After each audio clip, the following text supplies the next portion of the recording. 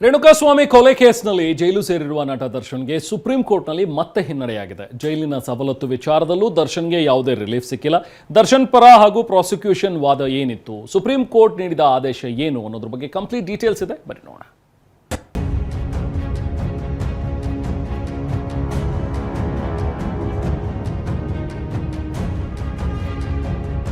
ಕೊಲೆ ಆರೋಪಿ ದರ್ಶನ್ಗೆ ಇನ್ನೂ 1 ವರ್ಷ ಜೈಲೇ ಗತಿ. ಜಾಮೀನಿಗಾಗಿ ಸುಪ್ರೀಂ ಮೆಟ್ಟಿಲೇರಿದ್ದ ದಾಸನಿಗೆ ಶಾಕ್. ಜೈಲಿನಲ್ಲೇ ಕಾಟೇರನಿಗೆ ಗಣೇಶ, ದಸರಾ, ದೀಪಾವಳಿ ಹಬ್ಬ. ರೇಣುಕಾಸ್ವಾಮಿ ಕೊಲೆ ಪ್ರಕರಣದಲ್ಲಿ ದರ್ಶನ್ ಕಳೆದ ವರ್ಷ ಆಗಸ್ಟ್ ತಿಂಗಳಲ್ಲಿ ಜೈಲು ಸೇರಿದ್ರು. 9 ತಿಂಗಳಿಂದ ಜೈಲು ಹಕ್ಕಿಯಾಗಿರೋ ದಾಸನಿಗೆ ಹೊರಗಡೆ ಹಾರಾಡೋ ಬಯಕೆಯಾದಂತೆ ಕಾಣ್ತಿದೆ. ಜಾಮೀನಿಗಾಗಿ ಸುಪ್ರೀಂ ಕೋರ್ಟ್ ಕದ ತಟ್ಟಿದ ದರ್ಶನ್ಗೆ ನಿರಾಸೆಯಾಗಿದೆ. ಇವತ್ತು ದರ್ಶನ್ ಜಾಮೀನು ಅರ್ಜಿ ವಿಚಾರಣೆ ನಡೆಸಿದ ನ್ಯಾಯಮೂರ್ತಿ ಜೆಬಿ ಪರ್ದಿವಾಲಾ ಹಾಗೂ ನ್ಯಾಯಮೂರ್ತಿ ವಿಜಯ್ ಬಿಷ್ಣೋಯಿ ಅವರಿದ್ದ ಪೀಠ ದರ್ಶನ್ಗೆ ಶಾಕ್ ನೀಡಿದೆ. ಮೊದಲು ದರ್ಶನ್ ಪರ ವಕೀಲ ಮುಕುಲ್ ರೋಟಗಿ ವಾದ ಮಂಡಿಸಿದ್ರು. ದರ್ಶನ್ಗೆ ಜೈಲಿನಲ್ಲಿ ಕನಿಷ್ಠ ಮೂಲ ಸೌಕರ್ಯ ಸಿಕ್ತಿಲ್ಲ ಅಂತ ಆರೋಪಿಸಿದ್ರು. ಆಗ ಜಡ್ಜ್ ದಾಸನಿಗೆ ಸವಲತ್ತು ಕೊಟ್ಟ ಬಗ್ಗೆ ಹೇಳಿದ್ರು.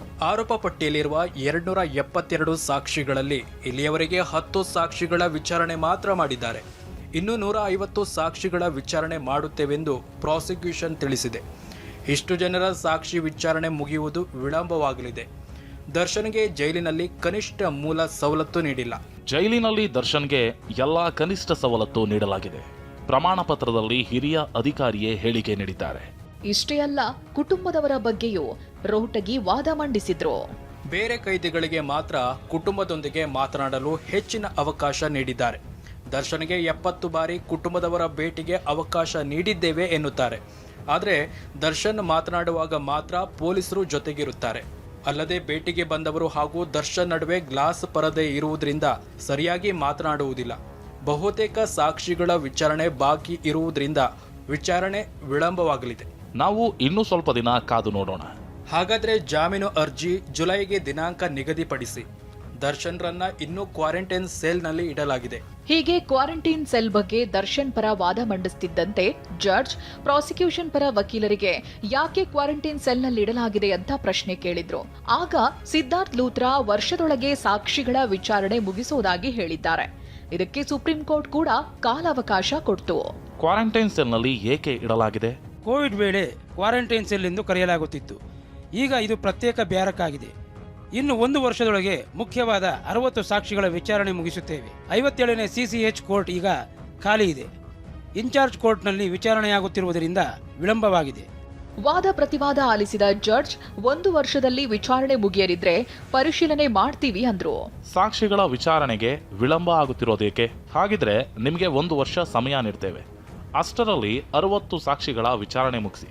ಪ್ರತ್ಯಕ್ಷ ಸಾಕ್ಷಿಗಳ ವಿಚಾರಣೆಯನ್ನ ಬೇಗ ಮುಗಿಸಿ ಎಂದು ನಾವು ಕೇಳಿದ್ದೇವೆ. ಆದರೆ ಮುಖ್ಯ ಸಾಕ್ಷಿಗಳ ವಿಚಾರಣೆಯನ್ನೇ ಮುಗಿಸಿಲ್ಲ. ನೀವು ಸಾಕ್ಷಿಗಳ ವಿಚಾರದಲ್ಲಿ ಏನು ಮಾಡಿದ್ದೀರಾ ಎಂದು ಈಗ ಹೇಳುವುದಿಲ್ಲ. ಹೇಳಿದರೆ ನಿಮ್ಮ ಜಾಮೀನು ಅರ್ಜಿಯೇ ವಜಾಗೊಳ್ಳಬಹುದು. ಇಷ್ಟೇ ಅಲ್ಲ, ಕೊಲೆ ಆರೋಪಿ ದರ್ಶನ್ 1 ವರ್ಷದ ಬಳಿಕ ಜಾಮೀನು ಅರ್ಜಿ ಸಲ್ಲಿಸಬಹುದು ಅಂದ್ರು. ಅಲ್ಲಿಗೆ ದಾಸನಿಗೆ ಇನ್ನೊಂದು ವರ್ಷ ಜೈಲೇ ಗತಿಯಾಗಿದೆ. ನಾವು 57ನೇ CCH ಕೋರ್ಟ್ನಿಂದ ವರದಿ ಕೇಳಿದ್ದೆವು. ಸಾಕ್ಷಿಗಳ ವಿಚಾರಣೆ ಬಗ್ಗೆ 57ನೇ CCH ಕೋರ್ಟ್ ವರದಿ ನೀಡಿದೆ. 2025ರ ನವೆಂಬರ್ 3ರಂದು ದೋಷಾರೋಪ ಹೊರಿಸಲಾಗಿದೆ. 7 ತಿಂಗಳಿನಲ್ಲಿ 10 ಸಾಕ್ಷಿಗಳ ವಿಚಾರಣೆ ನಡೆಸಲಾಗಿದೆ. ಸಾಕ್ಷಿಗಳ ವಿಚಾರಣೆ ತೀರಾ ನಿಧಾನಗತಿಯಲ್ಲಿ ನಡೆಯುತ್ತಿದೆ. ಇನ್ನೊಂದು ವರ್ಷದಲ್ಲಿ ಪ್ರಾಸಿಕ್ಯೂಷನ್ 60 ಪ್ರಮುಖ ಸಾಕ್ಷಿಗಳ ವಿಚಾರಣೆ ನಡೆಸಲಿದೆ. ಇವರು ಕೊಲೆ ಕೇಸ್ನ ಪ್ರಮುಖ ಸಾಕ್ಷಿಗಳಾಗಿದ್ದಾರೆ. ಅನಗತ್ಯ ಕಾರಣ ನೀಡಿ ಸಾಕ್ಷ್ಯ ವಿಚಾರಣೆ ಮುಂದೂಡಬಾರದು. ಜೈಲಿನಲ್ಲಿ ಕನಿಷ್ಠ ಮೂಲ ಸವಲತ್ತು ನೀಡಿಲ್ಲವೆಂದು ಆರೋಪಿಸಲಾಗಿದೆ. ಇದಕ್ಕೆ ಸಂಬಂಧಿಸಿದಂತೆ ಮುಖ್ಯ ಜೈಲು ಅಧೀಕ್ಷಕರು ವಿವರವಾದ ಪ್ರಮಾಣ ಪತ್ರ ಸಲ್ಲಿಸಿದ್ದಾರೆ. ದರ್ಶನ್ಗೆ ಎಲ್ಲಾ ಕನಿಷ್ಠ ಮೂಲ ಸವಲತ್ತು ನೀಡಬೇಕು. ಜೈಲು ಕೈಪಿಡಿಯಲ್ಲಿ ನಿಗದಿಪಡಿಸಿರುವ ಇತರೆ ಕೈದಿಗಳಿರುವ ಸವಲತ್ತನ್ನೇ ದರ್ಶನ್ಗೂ ನೀಡಬೇಕು. ಸಾಕ್ಷ್ಯ ವಿಚಾರಣೆಯಲ್ಲಿ ಪ್ರಗತಿಯಾಗದಿದ್ರೆ 1 ವರ್ಷದ ಬಳಿಕ ದರ್ಶನ್ ವಿಚಾರಣಾ ನ್ಯಾಯಾಲಯದಲ್ಲೇ ಜಾಮೀನಿಗಾಗಿ ಅರ್ಜಿ ಸಲ್ಲಿಸಬಹುದು. ಸುಪ್ರೀಂ ಕೋರ್ಟ್ ಆದೇಶದಿಂದಾಗಿ ಜಾಮೀನು ನಿರೀಕ್ಷೆಯಲ್ಲಿದ್ದ ನಟ ದರ್ಶನ್ಗೆ ಹಿನ್ನಡೆಯಾಗಿದೆ. ಇನ್ನು ಜೈಲಿನಲ್ಲಿ ಸವಲತ್ತು ವಿಚಾರದಲ್ಲೂ ದರ್ಶನ್ಗೆ ನಿರಾಸೆಯಾಗಿದೆ. ದರ್ಶನ್ ಮಾಡಿದ್ದ ಆರೋಪಗಳಿಗೆ ಜೈಲಾಧಿಕಾರಿಗಳು ಫೋಟೋ ಸಾಕ್ಷಿ ಸಹಿತ ಉತ್ತರ ನೀಡಿದ್ದಾರೆ. ದರ್ಶನ್ ಬ್ಯಾರಕ್ಗೆ ಉತ್ತಮ ಗಾಳಿ ಬೆಳಕಿನ ವ್ಯವಸ್ಥೆ ಇದೆ. ಕಿಟಕಿ ಬಾಗಿಲಿಗೆ ಸೊಳ್ಳೆ ಪರದೆ ಇರುವ ಮೆಶ್ ಅಳವಡಿಸಲಾಗಿದೆ. ವಿಶಾಲವಾದ ಕೊಠಡಿ, ಭಾರತೀಯ ಹಾಗೂ ವಿದೇಶಿ ಶೌಚಾಲಯ ವ್ಯವಸ್ಥೆ ಇದೆ. ಕೊಠಡಿಯಲ್ಲಿ ಸೀಲಿಂಗ್ ಫ್ಯಾನ್, ಟಿವಿ ವ್ಯವಸ್ಥೆ ಕಲ್ಪಿಸಲಾಗಿದೆ. ಜೈಲು ಡಯಟ್ನಂತೆ ಮಟನ್, ಚಿಕನ್, ಮೊಟ್ಟೆ, ಹಾಲು ನೀಡಲಾಗುತ್ತಿದೆ. ಕಾರ್ಪೆಟ್, ಬೆಡ್ಶೀಟ್, ಬ್ಲಾಂಕೆಟ್, ಸ್ಟೀಲ್ ತಟ್ಟೆ, ಗ್ಲಾಸ್ ಕೊಡಲಾಗಿದೆ. ಹಗಲಿನಲ್ಲಿ ಸಹಾಯಕ ಜೈಲರ್ ಹಾಗೂ ಒಬ್ಬ ವಾರ್ಡನ್ ಭದ್ರತೆ. ರಾತ್ರಿ ವೇಳೆ 2 ಹೆಡ್ ವಾರ್ಡನ್ ಭದ್ರತೆ ಒದಗಿಸಲಾಗಿದೆ. ಕುಟುಂಬದವರು, ಸ್ನೇಹಿತರು, ವಕೀಲರ ಭೇಟಿಗೆ ಅವಕಾಶ ನೀಡಿರುವ ಬಗ್ಗೆ ಅಂಕಿಅಂಶ ಸಹಿತ ನೀಡಿರುವ ಮಾಹಿತಿ ಪರಿಗಣಿಸಿ ಸುಪ್ರೀಂಕೋರ್ಟ್ ಯಾವುದೇ ಹೆಚ್ಚುವರಿ ಸವಲತ್ತಿಗೆ ಆದೇಶ ನೀಡಿಲ್ಲ. ಬದಲಿಗೆ ಜೈಲು ಕೈಪಿಡಿ ಪಾಲಿಸುವಂತೆ ಸೂಚಿಸಿದೆ. ಮತ್ತೊಂದು ಕಡೆ ಹಿರಿಯ ವಕೀಲ ಬಾಲನ್ ಸುಪ್ರೀಂ ಕೋರ್ಟ್ ಆದೇಶದಿಂದ ದರ್ಶನ್ಗೆ ಅನುಕೂಲ ಎಂದಿದ್ದಾರೆ. 10 ತಿಂಗಳಿಗೆ 10 ವಿಟ್ನೆಸ್ ಮಾತ್ರ ಎಕ್ಸಾಮಿನ್ ಮಾಡಿದ್ದಾರೆ.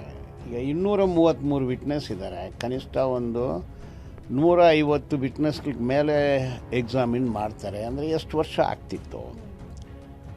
ಈಗ light at the end of the tunnel. ಈ ಸ್ಟೋರಿಗೆ ಟನಲ್ ಎಷ್ಟು ದೂರ ಹೋಗುತ್ತೆ, ಲೈಟ್ ಯಾವತ್ತು ಕಾಣುತ್ತೆ ಅನ್ನೋದು ಇತ್ತು. ಈಗ ಟನಲ್ ಎಷ್ಟು ದೂರ ಅನ್ನೋದು ಗೊತ್ತಾಯಿತು, ಲೈಟ್ ಯಾವತ್ತು ಕಾಣುತ್ತೆ ಅನ್ನೋದು ಗೊತ್ತಾಯಿತು. ಜಾಮೀನು ಸಿಗೋ ವಿಶ್ವಾಸದಲ್ಲಿದ್ದ ದರ್ಶನ್ಗೆ ಆಘಾತ ಎದುರಾಗಿದೆ. ಜಾಮೀನು ಸಿಗದ ವಿಚಾರ ತಿಳಿಯುತ್ತಿದ್ದಂತೆ ಜೈಲಿನಲ್ಲಿ ಮೌನಕ್ಕೆ ಜಾರಿದ್ದಾರೆ. ಬಿಗ್ ಡೇ ನಿರೀಕ್ಷೆಯಲ್ಲಿದ್ದ ದರ್ಶನ್ ಪಾಲಿಗೆ ಇವತ್ತು ಬ್ಯಾಡ್ ಡೇ ಆಗಿದೆ. ರಮೇಶ್, ಟಿವಿ9 ಬೆಂಗಳೂರು.